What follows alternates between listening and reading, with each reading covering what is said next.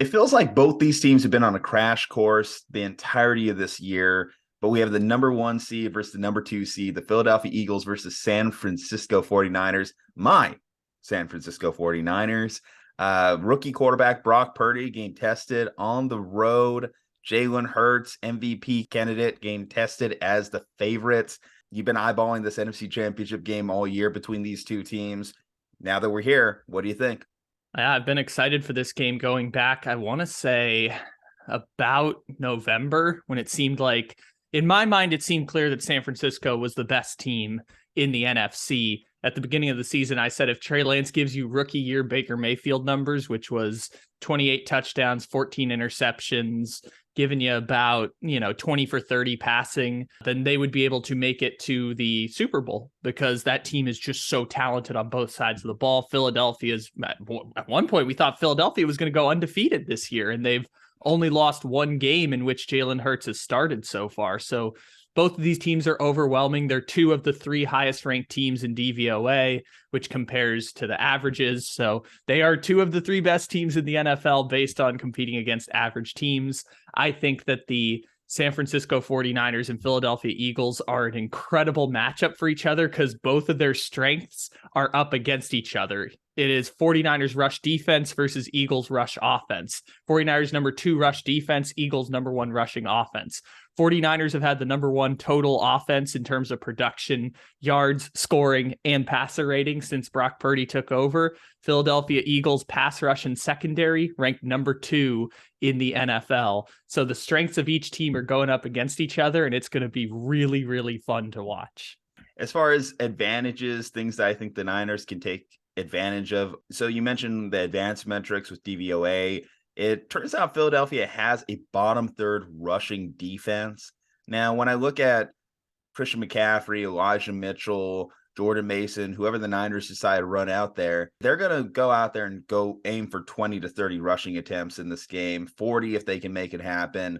Kyle Shanahan, I believe in his career, has only lost one game as the Niners head coach in which he's rushed more than he's passed in the game. So the Niners' pathway to victory is obviously that. The Niners, oddly enough, became more of a passing team when Brock Purdy took over. They've been willing to air it out a little bit more, even more than many would expect in these playoff games. There's an obvious level of trust with Brock Purdy that we haven't seen with whether it be Jimmy Garoppolo, Trey Lance, Brian Hoyer, CJ Beathard, Nick Mullins, any Niners quarterback under Kyle Shanahan's regime. And Brock's earned that trust. I look at everything this kid's done ever since he took over, and he's very smart with what he does with the football. Whether it's doing a 360 turn to throw the ball away, throwing the ball away. Fun stat, in this entire season, Jimmy Garoppolo in all his starts only threw the ball away 3 times. Brock Purdy knows when to throw the ball away. And again, I love Jimmy. This is not the hammer on Jimmy, but I'm just really impressed with what Brock's been able to do. Defensively, what can the Niners do to mitigate Jalen Hurts? Now, I mentioned this before. The running quarterback thing has always kind of made me uneasy as a Niners fan. It's just always been somewhat of a matchup disadvantage for them. Part of it's just the way that the Niners play defense, all gas, no brakes. Sometimes you over pursue. Sometimes you want to get that pass rush a little bit too uncorked. And when you have a guy who can get out of the pocket and make stuff happen, that can lead to a 10, 15, 20-yard gain easy. You talk about a guy like with Jalen Hurts speed. If you're playing man-to-man coverage downfield, that's going to leave a lot of open space in the middle. So those are the things that the Niners are going to have to try and stop. And then the big plays, because you don't want A.J. Brown or Devontae Smith to be able to burn you over the top. Now, you look back at that Cowboys game, you really were only scared of CeeDee Lamb. Yeah, Michael Gallup can maybe get you. Maybe Dalton Schultz could get you. But when it comes to the Eagles, the fact that A.J. Brown, okay, focus all your attention on him. He's their number 1 wide receiver. Try and shut them down. Charvarius Mooney-Ward, throw him on him. Maybe we'll see if that's going to be a fun matchup between the two. But Devontae's still a very talented, arguably number 1 wide receiver in most teams' offenses, but the fact he's the number 2 on this Eagles team makes him even scary. Dallas Goedert is healthy. If the Eagles do try and run the ball, they're only playing into the Niners' hands. Eagles, if they're smart, if Sirianni and all of them are smart here, they're going to try and take advantage of the Niners' pass defense, which isn't much of a weakness, but it is a weakness on this Niners team. It's the way that you beat the 49ers, right? I talked to Aaron Schatz earlier this week, and one of the things he said is, I guarantee you Devonta Smith is going to have a 50-plus yard completion in this game. Now, whether it goes for a touchdown or not, that's another question, but he will have a 50-yard completion at some point in this football game, which is never a great sign if you're the 49ers going into that game. You mentioned the Eagles' rushing defense, and I thought that was a really interesting point to talk about, which is when Dallas played against San Francisco last week, Dan Quinn's strategy was, we're going to have Micah Parsons spy Christian McCaffrey. Micah Parsons is a stud pass rusher, but he's also an incredible traditional linebacker. So we're going to have him drop back and spy McCaffrey. And then we're going to use the rest of our defense to eliminate Deebo Samuel run plays. Because remember, they got burned by the Deebo Samuel run plays in last year's playoff game. It's a great formula to follow because it was incredibly effective in stopping the 49ers offense. The problem for the Eagles is that they just don't have the personnel to copy that strategy. I mean, their linebacking unit is actually not that strong. I mean, their pass rush is excellent. Hassan Reddick had 18 sacks this year, but their middle linebackers and their traditional drop back linebackers are not strong enough to counter San Francisco that way. Now, I would say their rushing defense did get better after they signed Nnamdi Kansu. Jordan Davis got back healthy. Those improved their defense, made it more kind of like a middle of the pack rushing defense. Factor this in, Christian McCaffrey, he said 0 chance he's missing this game, seems healthy, full participant the other day. However, he did have some sort of calf injury, some sort of aggravation that affected him in the Cowboys game. And Elijah Mitchell, limited participant yesterday in practice with a groin injury. Now, Elijah Mitchell, unfortunately, has been banged up all year. So it's very par for the course of what he's been dealing with this season, whether it be 2 knee injuries and now a groin injury in the playoffs. So injuries on the Niners, in the Niners backfield, along with improvements along the rush defense, might not make that, as if you look at the yearly stats, an advantage for the Niners as you from a base level. However, that is probably your best opportunity as the Niners offense to take advantage. I will also throw this out there. So a Brock Purdy, again, we mentioned like what can he be expected to do in this game? The Cowboys game was his worst game, surely from a statistical standpoint, because 0 passing touchdowns. Every game other than that, Brock Purdy had multiple passing touchdowns. What did Dallas do to slow down the rookie quarterback? Well, I think a large part of that was pressure. They were able to get Brock Purdy on the run, under pressure. Micah Parsons, you mentioned him. He actually went sackless in that game, but doesn't mean that he wasn't making an impact across the field as well, along with other members of that Cowboys offensive line. The Cowboys are the number 2 team in terms of sack percentage on the amount of quarterback dropbacks. The Eagles are number 1. So this Eagles team collectively can get pressure on the quarterback position. They could get on a quarterback's ass. And again, rookie quarterback, first road playoff game, really the first road game they've had in like a month. They basically ended their season 4 or 5 straight games at home, it felt like. So this is where Brock Purdy, this is a put some hair on your chest type moment. What do you think of that? What do you think of that for Purdy as he enters this game against the Eagles defense? As someone who's doing sports radio in Sacramento all week, I've heard so much about the Brock Purdy's being tested on the road in an NFC championship game. And to that, I have to say, let's just see what ends up happening instead of trying to decipher what is actually going to happen, because I have no idea what's going to happen to Brock Purdy. Remember how I said if Trey Lance went 20 for 30 for 2 touchdowns, 1 interception, and 225 yards a game, the 49ers would be fine. Brock Purdy literally went 20 for 29 for 225 yards, no touchdowns, no picks in that last game. So he truly game managed. Again, people are trying to figure out, especially when we look at this from a historical standpoint, not only is he Mr. Relevant, not only is he a 7th rounder, but he's a rookie quarterback, and rookie quarterbacks in conference championship games all time are 0-5. There's a reason a rookie quarterback has not started for a Super Bowl team. let alone a Super Bowl winning team, a Super Bowl team, because it's hard to do. It's a hard expectation for even if you're a first round starting quarterback. Joe Flacco, Mark Sanchez, Ben Roethlisberger, those are three of the quarterbacks who have taken their team to a conference championship game as rookies. What do all three of those guys share in common? They're high first round picks. Brock Purdy is anything but that. Now, he got blessed by the hand of God that he ended up in the system where you have all pros scattered across the offense, scattered across the defense, and you have a head coach who has his third conference championship appearance in the last 5 years. So Brock Purdy definitely got dealt a good hand here. You mentioned earlier this Eagles defense has the number one pass defense in the NFL. You could try and avoid Darius Slay, but then you got to deal with Bradbury. So who's going to be the guy that steps up between the two? The best matchup in the passing game for the Niners is just going to be George Kittle. George Kittle and Christian McCaffrey out there in the flat. Those are going to be really the opportunities, I think, for the Niners to pick apart and I say pick apart loosely, but pick apart this Eagles passing defense, because I don't think you're going to have much success on the outside. And that's not even really what the Niners want to do. They don't really want to have success on the outside. They do want Brock Purdy to be like Jimmy Garoppolo, slice and dice in the middle. And if you do see an opportunity deep down the sidelines, okay, take it. But really what we want you to do is just kind of keep moving the ball downfield, keep moving the chains.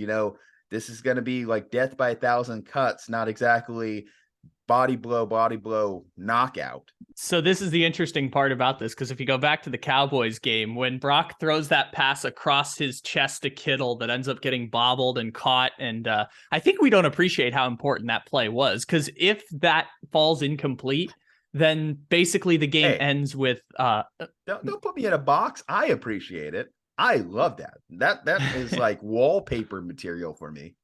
Remember, it was 9-9 in that moment. So if they don't complete that pass and they punt on that drive, the game comes down to a Robbie Gould 45-yard field goal at the end. I just have to ask this question because I have seen Cowboys fans try and make this debate on TikTok. All right. George Kittle, eligible wide receiver, eligible tight end on that play or not? Yeah, I think so. I think so. Yeah. So dumb. Let it die. Yeah. Cowboys fans, you're just looking at something to be mad at. Any Eagles fan listening to this preview right now, just know I respect you guys. I appreciate you guys, because you know what? You're not Cowboys fans bitching on TikTok right now. So thank you for being you. So you also did a dangerous game here, because I'm going to take you back 3 years ago when I said matching up against the 49ers in the NFC Championship game, the death by 1,000 cuts strategy for the Packers would be Alan Lazard. And I picked because of that, I picked the Green Bay Packers to win. And then the Packers lost by 30 points to the 49ers in the NFC Championship game. Because if they can take away your number 2 options, you're probably going to lose that football game.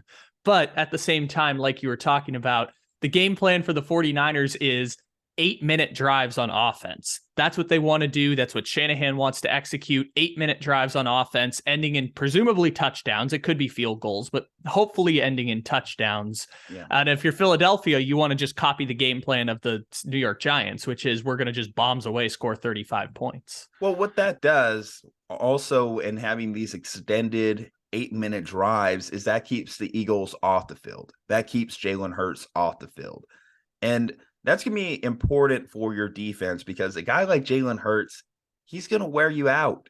I mentioned the issues of trying to over pursue. Hell, even when you're in the backfield and you're just trying to chase this guy around, that's going to wear out your defensive line quickly. That's going to wear out your linebackers quickly. And we know high motor guys like Fred Warner and Dre Greenlaw are out there, but even they have a set battery amount. So you don't want them to have to constantly be in these situations where they're trying to mitigate or deal with short field situations. The Niners got lucky too last week in the sense that Ray McLeod with that fumble on the punt return didn't turn into something devastating. That's where, again, the Niners defense really stepped up. And part of that, and this has been a big part of the Niners defensive success all year, is turnovers. The Niners led the NFL in interceptions. Jalen Hurts, not a guy who throws a ton of interceptions. Are we going to see them make a big play like that? Is there going to be one of those oh no throws by Jalen Hurts throughout this game? That I think is going to be where the Niners defense really sets a difference in this game, because I feel as though if Philadelphia doesn't turn the ball over, then this game just got so much more difficult. You need at least one. I don't know how you're going to get it. I don't know if Jalen Hurts is going to do it, but you need at least one game-changing play if you're the Niners defense. One of those quick, let's flip the field, got the ball back on our 20, we score a touchdown, and suddenly it seems like we're just running away with this game. Yeah, it's just hard to get to that point. I talked to Aaron Schatz on the Take It Easy podcast, and he said the same thing, which is basically the team that wins the turnover margin will win the game. But again, how you get to that point is the bigger question, because how do you, like in the last game, the Cowboys turned the ball over twice in the first half. And what that led to was field goal for the 49ers and took away a scoring drive from the Cowboys because they were inside the 20-yard line when Dak throws the second interception. And on the flip side, San Francisco's was our punt returner fumbled. So like those are very different ways of turning the ball over. In reality, the Niners offense was +2 on the turnover margin. And if you tell me that, I'm like, well, yeah, the 49ers are going to win. Dak had problems turning the ball over. So therefore the Niners capitalized and scored points. But as we know, it didn't quite turn out that way. Kyle, 2 points again in favor of the Philadelphia Eagles. You've been on the Niners all year. Are you going to stand true? It's so tough because all the evidence is pointing in the other direction. The evidence is pointing towards not only an Eagles victory, but in addition to that, the Philadelphia Eagles winning the game by close to double digits. I mean, the trends are moving in that direction where the Eagles are going to score a lot of points, score them early, which is going to force San Francisco to have to throw the football, which is probably the situation where Brock Purdy does finally make a mistake, because the great gift for Shanahan is that he can just take away quarterbacks' throwing privileges and still manage to win games with running and schemes. So even as all the evidence is going in the other direction, I do have a tried and true rule, which is when you make predictions, don't change it in the middle because you're only going to be wrong twice.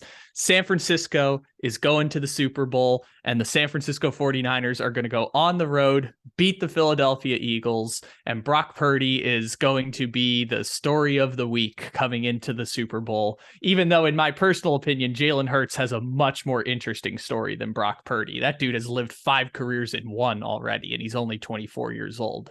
But San Francisco is going to the Super Bowl.